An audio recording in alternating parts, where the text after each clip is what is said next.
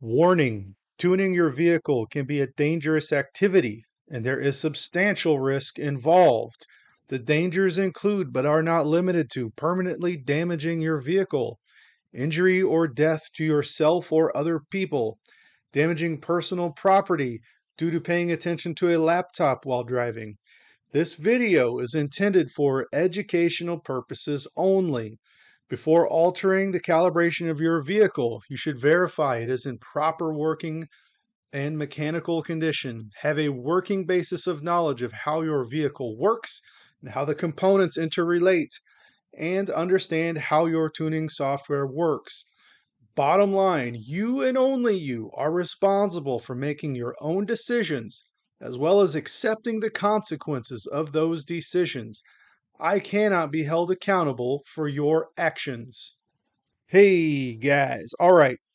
So today we're going to talk about how to enable that corn juice in that tune, that beautiful smell of victory E85, that old flex fuel sensor. So step one, get that flex fuel sensor installed. Step two, there's a hard way to do this. Like normally you would pay a tuner to set this all up, but there's actually a super secret, awesome, easy way to do this. Not many people know about this, but there is a hidden performance menu in HP tuners that will do all of this auto magically for you. It's super simple, no problem. So on the keyboard, you got to do this in the right order. Let's hang on, shift, no, control, no, wait, yeah, shift first, control, alt, and then the letter S.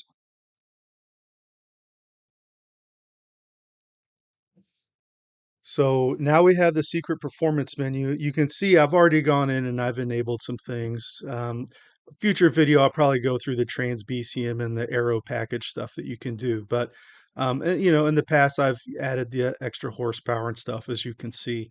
But we're dealing with corn juice today, so we're going to turn that on, and then we have pretty simple slider here. I mean, it starts off, the grainy tune. All right, we're not grainies here, right? So we can bump it up to however much we want to, however much we feel safe, like how big are your valve springs. That's going to be a big part of this, how much E85 you can handle. I'm kind of right in the middle. I like the old panty peeler tune up myself. I'm very successful with that. It does great. But you have a better setup with those valve springs. You can handle more E than you can keep going and see where you end up. Ultimately, it's kind of up to you uh, where you want to stop. How much power do you want? But just, oh crap. Uh, Dang it. Yeah, we just blew up the motor. So probably you don't want to max out this. All right, obviously, I'm totally joking. This does not, there is no secret performance. This is not even April Fool's, but anyway, I'm just messing around here. So let's talk about this for real. How's this actually work? Because it is way more complicated than this, but it's pretty simple. Uncle Silver Surfer going to take care of you today. Now watch this. All right, all right, all right. None of that messing around. Let's get to the real information here. So the first place we're going to go is on the engine side, and we're going to go to the fuel tab and then the flex fuel tab. This is where we're going to set up the basic groundwork and ground rules for the flex fuel sensor to interact with the ECM, and just lay the rules of how these two things are going to interact for their relationship that we have. The first setting we have is easy, flex fuel, enabled or disabled. Well, obviously we want to enable that bad boy, just like that. Which then takes us over here to the flex fuel sensor, and we have two options. So in the early days of flex fuel, there was a physical sensor that GM would install on whatever vehicles had that option. But in their ever-loving quest to save every single fractional penny possible, they moved over to a virtual sensor, which isn't really virtual, but it was just logic in the ECM to take a few factors into account. I believe the main one being the actual fuel trims. So, so if the fuel trim started to go extremely lean, I should say, then it would be basically inferring the fact that, oh, if we need to add more fuel, then that must mean that we have more ethanol content. So if all of a sudden we get to a point where our fuel trims are 50% lean rather than throwing on the DTC for, there's a problem, excessively lean. We would just say, oh, well, we will just assume that this is flex fuel. We got E50 in the tank. That's probably sketchy at best, marginal for a factory tune, factory conditions, factory hardware. But that's not something that we want to do and take the chances on for any type of performance build, especially one where we have altered the air model and done all kinds of other things and deviated from the factory. So you do want to set that to sensor. And so this means you're going to need a physical sensor that's going to be wired up. And we're going to cover that too, just some basics of that before the video is over. But for now, we're just going to set that there. Now this is going to take us over to the default frequency. So first of all, what this does is, should there be a sensor failure, whether just a straight up hardware failure, the sensor broke for no reason, this is going to tell the ECM, hey, what amount of ethanol should we assume is in the tank? But there may be other conditions for that. Maybe sketchy wiring. You're going to have to tear into the ECM wiring harness, that big old connector. Kind of a daunting task. It isn't too bad, but maybe something went wrong with that connection. Maybe the ground wire came unattached or corroded or something. So there are a few instances where, hey, maybe there's multi factors that may contribute to this sensor failure. So this is a linear scale, which is nice, and it starts at 50 hertz. So that's 50. So if the flex fuel sensor is sending over 50 hertz, the computer is going to interpret that as 0% ethanol. So I said it's linear. So if it's 150 hertz, then the ECM is going to interpret that signal as 100% ethanol. So that's nice. Now you may say, well, it would have been cool if it was 0 to 100. Well, sure, but then how do we differentiate 0 hertz from a broken sensor? So we still need that heartbeat. 50 hertz is going to tell the ECM that, in fact, the flex fuel sensor is working and sending information back. So then the question becomes, well, what should you set it to? Now, I'm not going to tell you what you should do for your vehicle. I will tell you my thinking for my car. And that is, in general, E85 is going to be a rare treat for me should I go to the track or something like that. But for day-to-day street driving, I'm most likely going to have whatever the local premium stuff is, which is going to be E10. So I'm being realistic with myself. And so I'm going to set mine to 60 hertz because 50 plus 10 is going to be 60. And so this is going to tell the ECM, assume that you have E10 in the tank. Now, I would much rather this thing fail artificially low, meaning if I have E50 in the tank and the sensor fails, I would rather this than assume that I have E10 because I don't want the ECM to start advancing the ignition timing. So what if I had E10 in the tank, all right, and then the sensor fails? And if I have 100 in here, oops, not 4. If I have 100, well, all of a sudden this is going to say, oh, you have E50. Let me start advancing the timing. That's dangerous, right? That could be a recipe for blowing up your motor, which I don't want. So I would rather err on the side of assume less ethanol's in the tank so we don't advance ignition. The fuel trims will be off, but who cares? I probably already have a check engine light at this point for the flex fuel sensor going out. So who cares what the fuel trims are? The computer is going to compensate for the fuel trim. So for me, E60. If you are the type of guy that's going to be running E85 on the daily, I would argue that's probably not good for your vehicle and oil, but you do what you want. That's fine. Enough on that. Now, this guy over here, minimum ethanol percent. Well, obviously, minimum is 0. Maximum, I would say we're just going to scale this out to 100%. Um, uh, you know, Probably you're going to be hard pressed to ever find a pump that's issuing actual 85% ethanol. But either way, we kind of want to establish, well, what is the maximum range? Now we have the composition change threshold. And these next three things, the change threshold, delay volume, and transition volume, we want to make pretty low. The lower, and I don't know if you can go too low, but we basically are establishing the resolution of the sensor. How frequently is it going to update? What are the rules around when it's going to start sending different signals to the ECM for something to change, or when is the ECM going to alter that stuff? So I will put 1% in here. You could put in like zero point 0.1 here and zero point 0.1 here. You could maybe even go a little bit lower. If you put 0.01, I don't know if that's too low, the ramifications of that. I haven't really played with it. But anywhere from zero point 0.1 or zero point 0.01 to zero point 0.05, something like that range is going to be, I think, more than adequate to get your ECM to recognize and update frequently and refresh often without going into too much churn. Next, we need to go over onto the fuel side. We're going to stop off here on the power enrichment tab. So we have our EQ ratio for gas. At this point, at your point in the tune, most likely you've kind of got this dialed into where you want it. I think this is an older PE table from an older tune that I have just for an example. I think I have changed it.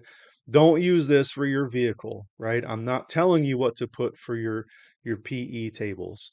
So just use this as just a basic understanding here. And then over here, we have this EQ ratio, and you can see that these are different. And I believe this, even though my car didn't come with flex fuel from the factory, this is what they had in there as some kind of default. Who knows where it came from?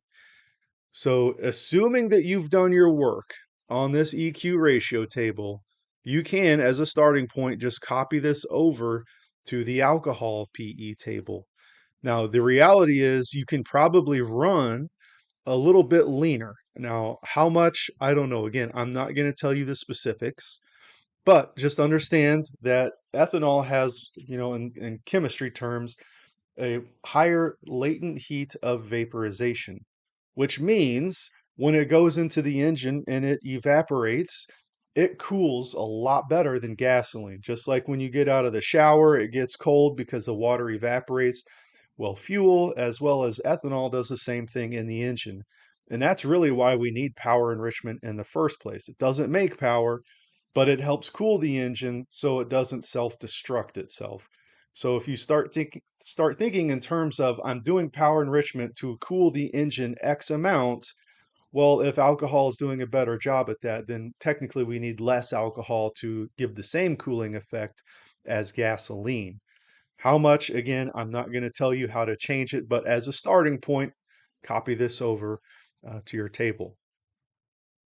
Right. So next thing that we want to check, double check, this probably will be set up, maybe, maybe not, but this is going to be critical that we ensure that this is correct. We're going to go here on the fuel general tab and we're going to look at the Stoic AFR. Now, when we look at this, we should see 0% alcohol, pure gasoline. This is as expected, 14.68 to 1. For the 100% alcohol, you can see it requires a lot more fuel. And so the AFR is 8.98. And assuming you establish that, you can just interpolate this stuff across and it will fill in all these intermediate cells. But if you have something other than this, oh, that's interesting. It changed a few decimals, it looks like. But either way, this should be a linear line between the two, and that will interpolate as you get more fuel in your car or more ethanol in your car of what the AFR should be. Now, this is another interesting point that I will bring up. No doubt if you have tried tuning your airflow model, be it MAF or virtual VE table, you'll notice day by day, and as you fill up at different gas stations, different fuels, or even if you go to the same pump, same gas station every single time, you'll notice that your fuel trims change, and that can be due to the changing ethanol content in here. So one of the nice benefits of having an actual, real, honest to goodness flex fuel sensor is now the computer is prefiguring out what should be the AFR or the EQ ratio or lambda or what, well, I guess lambda is always zero, so never mind that part. But either way, you're starting off on the right foot. So, around me, there are stations that sell E0 gasoline. Most of them have E10. but at any point in time, I may have a mixture of somewhere in between or the inconsistency between the ethanol blended fuels. This is going to help account and accommodate for that. So, if you finally get your fuel trims dialed in and then you fill up on the next tank of gas and then you go pulling your hair out that everything has changed. I put so much work and why are they 5, 10% off? Well, Flex Fuel Sensor could solve that because this table exists in the background to help establish the correct fueling before you ever get a mismatch with the fuel trims. One other thing that you want to check and most likely need to change here on the general tab is this fuel density. From the factory, mine came at this 715/400. You probably will want to change this to 730. I think I got the right zeros in there. When you do, you'll notice this becomes a straight line, and this is just going to help your distance to empty calculations and all that kind of stuff get straightened out for not assuming that you have um, more or less alcohol. A lot of the cases, the factory prefigures in that you're probably going to be on E10 gasoline. So just set that, and that will help in general your dashboard and your gauges to read better. Okay, so now we've done really kind of the basics, and now we're going to start getting into the meat of this and why ethanol is going to make more power over regular gasoline. And that's all going to be through controlling the spark or ignition advance. So the first place we're going to look at is this multiplier verse composition. So this is how mine came from the factory, all zeros. But we also, before we think about changing this, we need to maybe consider editing this table here, the column definitions. So this is going to probably be varying based on your platform and your particular motor and your expectations, potentially even the fuel that's available in your locale. So by default, the factory established the top of the line mark is 80%. Now, what this is doing is saying that what are we going to define as this is our maximum? When we start interpolating how much ignition advance do we need, what are we going to consider top of the mark? So what this is saying is you're never going to reach full ignition advance until you hit 80% ethanol. It may be too high. I've read various different threads and other people's input about the sweet spot for ethanol is 40%. Other people like 60%. So you need to decide what makes sense to you. And part of that's also going to be on how aggressive you plan to get with your ignition timing.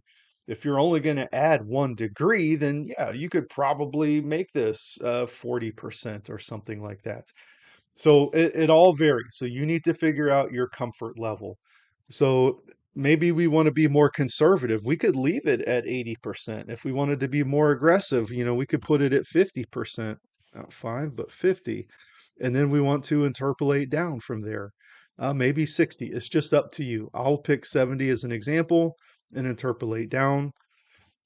And now we have this. Now, when we change this, this is going to alter a few other tables here.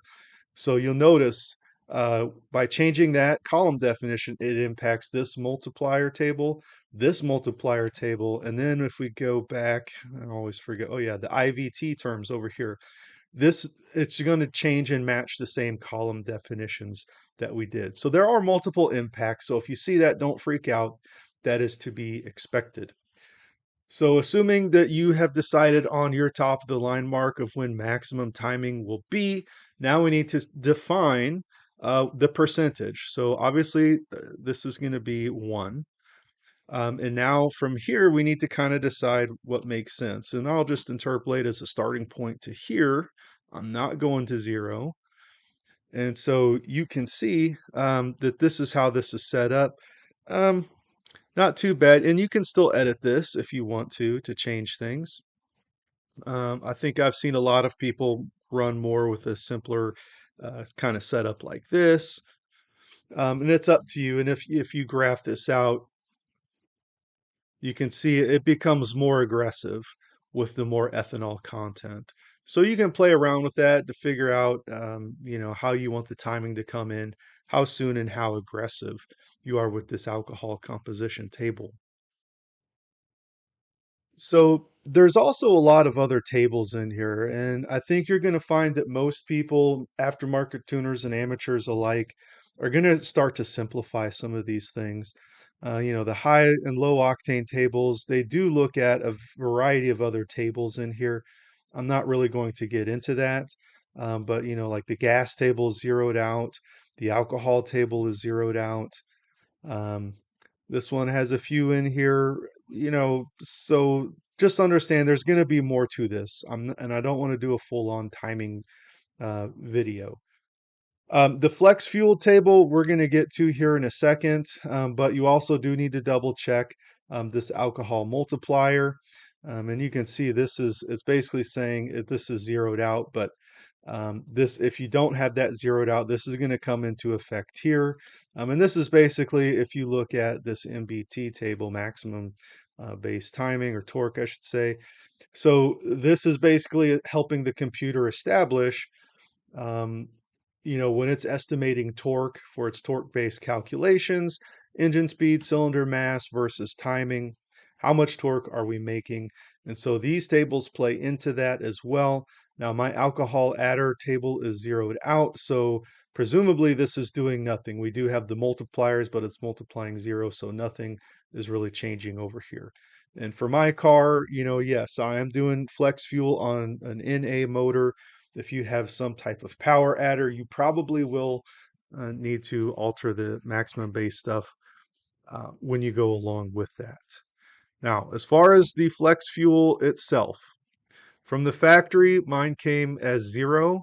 Who knows what yours may be? You may have some artifact type information in yours, or maybe not. Who knows? Now, I am not going to tell you how to set up this table. This is going to be the table that determines whether your engine stays together or you oil down the highway. So I don't want to get involved with that. Again, use your own judgment here. But typically, you're going to be adding timing in here and interpolating down. What the starting point is, that's up to you. I don't want to get in that. I will say start out conservatively and then work your way up, looking at that spark knock to see if you have any type of detonation that's occurring with this. Okay, so that's really it as far as getting the basics set up and getting everything, as a starting point. There are a few other considerations that you would want to do. So on the fuel system tab over here, there is a flex fuel sensor diagnostic. I would highly suggest turning that on. If your flex fuel sensor fails on you, well, we need to know that that's the case. So if we do ever hit that default frequency because there's a failure, we definitely need to be aware of that. Additionally, in this engine diagnostics area, there is DTCs, and they're in here. I'm going to see if I can find them. On my vehicle, there are two for flexible fuel sensor. Oh boy, they're in here somewhere. Maybe, you know what? Let's do this.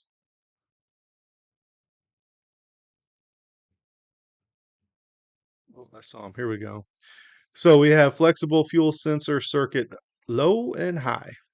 And so these are the ones that you're going to want to set. First or secondary, you ladies' choice here, um, to get that set up. And again, so we can be aware that there's some type of issue that we need to get sorted out. One other thing that you can do when you can go to the edit menu in Navigator and you can type in flex.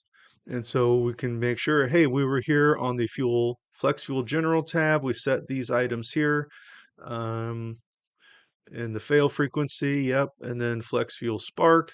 We talked about that. And then of course the sensor diag. You can also type in alcohol, and not all the alcohol tables will be used, but you can at least see some other areas that are being referenced here. We didn't talk about transient fuel, so I would suggest finding a flex fuel car that has this set from the factory and at least using that as a starting point. So if we look, engine fuel, transient fuel, you can see that there is an alcohol table here for evap and also impact as well. So these are items, again, copy over from another one. And the other thing that we didn't talk about is the startup routine. Hot starts and then cold startup in cold weather can usually be difficult for E85. You know, the more ethanol content you have, that harder it's going to want to start. And so there are some other considerations that you need to make for that. My other SS brother, Andrew Dunkel, has a great video on that. I don't want to steal his thunder, so I'm going to refer you over to Andrew, and he has a great setup, a great video on doing that. I did exactly what he said, basically finding a correct vehicle from the repository and copying over a few key things, and that solved all my starting issues. So highly recommend check that video out. I'll put the link in the description. All right, so let's dig in under the hood and take a look at a few basic things. There's another great video that kind of walks over all this stuff, and I will post that link in the description as well, but I will give you kind of the basic overview. So my flex fuel sensor is located right there, and I don't know how well you're going to be able to see. There's fuel in and fuel out, all coming here to the fuel rail. There are two lines, so you can see I have a wire loom going here and it's tracking up here. And one of the things that that video suggests is, sorry, I'm holding the camera and flashlight so we can see this here. And hang on, I got a brainwave. Let me try this. So one of the things that that video says is you should put a little single connector on here, so this way you're able to, if you ever need to remove something, you don't have to necessarily disconnect it from the ECM plug itself down there, or unhook it. You can just very easily just unplug it there and you're good to go. Additionally, you have the ground wire. So I grounded mine right there on one of the bolts for the intake manifold, and I tested that to make sure I had good continuity and good ground, and I did. You may choose to go to a different ground, but this is the one, all things considered, worked the best for me. So let me show you real quick how to test the ground properly. All right, so half the battle of getting the signal to the ECM is obviously going to be connecting the signal wire, but the other half is the ground. So yes, this is a vintage Radio Shack multimeter. It's my pride and joy. So what you don't want to do, at least in my case, I don't want to touch the head of the bolt like that. And you can see 1.2 ohms. I really want to double check on the connector itself. You notice I'm not touching the bolt. I am just touching the lead to, or the probe lead to, the actual ring connector here. And you can see 1 ohm. And by the way, I've just grounded it out. I got it connected there to the actual ground tab there. So I know that the ring terminal connector is seeing that nice ground through the bolt and through the intake manifold, and it is working just fine. So make sure you get that squared away. Double check that ground before you move on. You don't want to start off with any known issues that can be avoided. All right, so one other thing, while we're talking about some of the physical things involved with attaching that flex fuel sensor to the ECM, you are going to need to unplug the X1 or J1 or C1 connector, and you're going to have to kind of dismantle that and get that pin in there into, on my E38, it's pin number 40. I'm not sure for the other Gen 4 computers exactly if it's the same thing. If they are, then if you have a 73 pin connector and it's pin 40, this is probably what you're going to be looking at. So when you unplug it and you look at it, use this. There's like these kind of bigger blocks and pins down here on the bottom right. So as long as you orient it like that, pin 1 is going to be down here on the bottom left, and it will get bigger as you go to the right. And then it just increases as you go up line by line. So then 17 through 32, so on and so forth. So the second row from the top, you count over till you hit 40, and that is going to be your pin 40, and that's going to be your signal wire. So the other video that I linked to has great info on the general install, but where it fails is really kind of illuminating where exactly is pin 40. And so that is how you can determine it. So, one other thing we didn't mention while we're talking about the physical world, as far as flex fuel sensors and everything else, are these dudes right here, the old fuel injectors. So, as you saw on that stoic table, the AFRs needed to make E85 work is going to require a lot more fuel. And chances are you are not on a stock vehicle if you're looking to add flex fuel. You've already added a bunch of power, and now you're adding E on top of that. You're placing more demands on your fuel system. So that means most likely you're going to need bigger injectors. And that's only part of the equation. You also need to be looking at the actual fuel pump itself. And so I'm going to have a future video of setting up fuel injectors and also going over the fuel tab. So if you just flash the tune in, from what I've showed you, you absolutely positively must start out low on your E content. If you have a full tank or half tank, maybe just splash a little bit of E85 in there, get it up to, 15, 20% E content, and then see where your injector duty cycle is at full throttle. Most people are going to want to target about 80% injector duty cycle at wide open throttle.